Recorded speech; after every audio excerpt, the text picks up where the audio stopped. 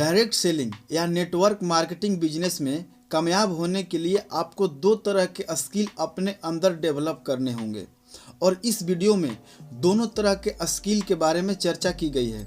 अगर आप इन दोनों तरह के स्किल को मास्टरी कर लेते हैं तो आप एक बहुत कामयाब लीडर बनकर उभरेंगे।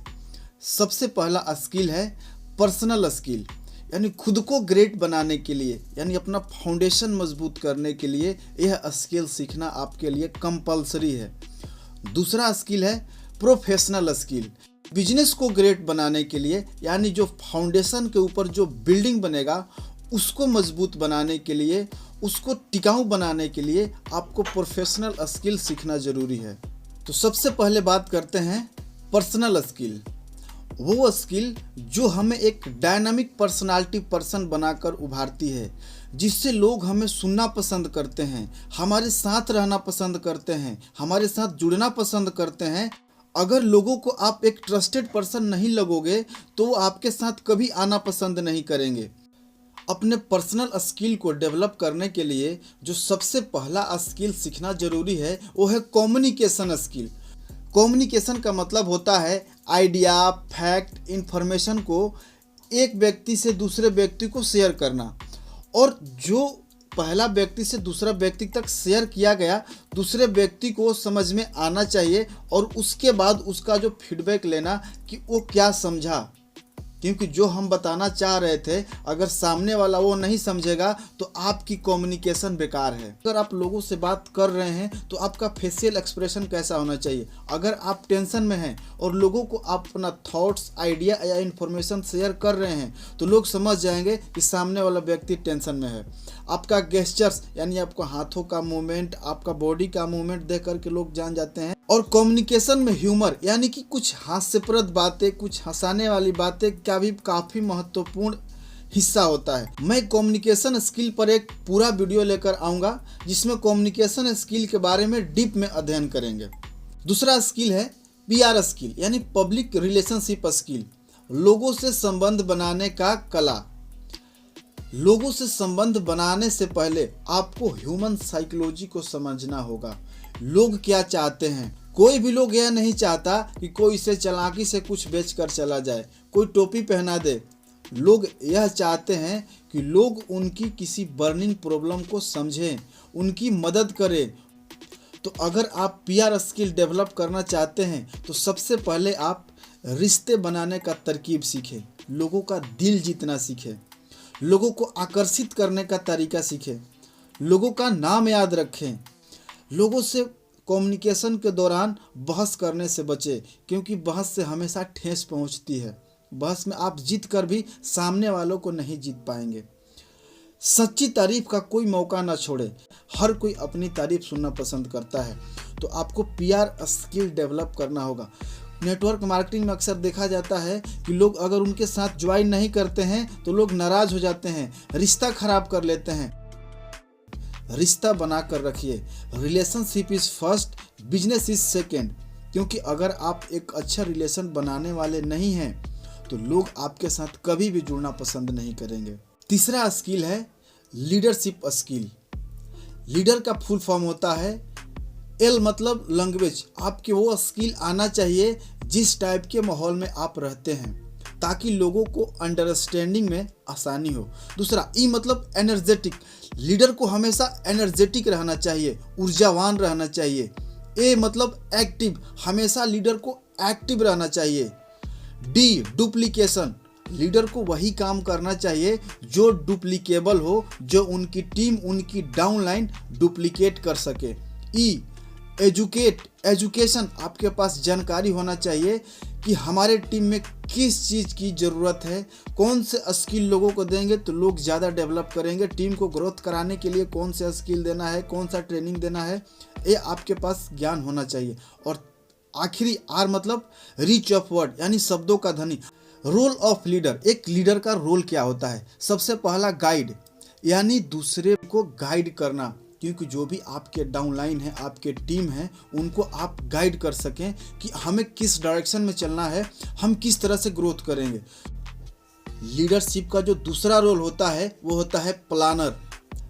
नेटवर्क कैसे ग्रो होगा, प्लानिंग करना। अगर कोई नया रिजेक्शन आ रहा है, उस रिजेक्शन को कैसे सोल्व करेंगे, अगर लोग हमारी टीम को छोड़कर जा रहे हैं तो उन्हें कैसे रोकेंगे, स्टे करेंगे, नेटवर्क को तेज़ी से ग्रो कराने के लिए कौन सा फार्मूला लगाएंगे, हमें प्लानिंग करना होता है एज ए लीडर। अगला है मोटिवेटर। एक लीडर को मोटिवेटर होना चाहिए। लोगों में आपकी बातों को सुनकर लोगों में ऊर्जा आ जानी चाहिए, यानी एक लीडर को मोटिवेटर भी होना चाहिए। अगला है एन इंक्लूसिव थिंकर, यानी लोगों से ऊपर की सोच रखना कि आने वाले भविष्य में क्या हो सकता है, आपके पास ज्ञान होना चाहिए। अगर हमारा डाउनलाइन ये बातें आकर बोल रहा है, उसको हम क्या जवाब देंगे। एक लीडर के पास क्रिटिकल थिंकिंग का ज्ञान होना चाहिए। अगला रोल है चेंज एडवोकेट। बदलाव को लेकर हमेशा तैयार रहना। कुछ भी बदलाव आए उस पर तुरंत एक्शन लेना। ऐसा नहीं कि नहीं हम वर्षों से ऐसा करते आए हैं तो हम ऐसा ही करेंगे, अगर ऐसा रहा तो आपको उतना ही मिलेगा जितना आज मिल रहा है। अभी तक हमने 3 पर्सनल स्किल को डिस्कस किया। आगे डिस्कस करते हैं प्रोफेशनल स्किल। अगर आप नेटवर्क मार्केटिंग बिजनेस में कामयाब होना चाहते हैं तो सबसे पहले आपको प्रोस्पेक्टिंग यानी कि अप्रोचिंग आना चाहिए। लोगों को अपने प्रेजेंटेशन के लिए अप्रोच करना। टीम बनाना है तो क्या करना पड़ेगा, अप्रोच करना पड़ेगा। टीम को ग्रोथ कराना है तो क्या करना पड़ेगा, अप्रोचिंग करना पड़ेगा। अप्रोच कर रहे हैं तो कुछ बातों का जरूर ध्यान रखें। सबसे पहले सेल्फ कॉन्फिडेंस, आपके अंदर आत्मविश्वास होना चाहिए आपके कंपनी के प्रति कि हमारी कंपनी एक नंबर 1 कंपनी है।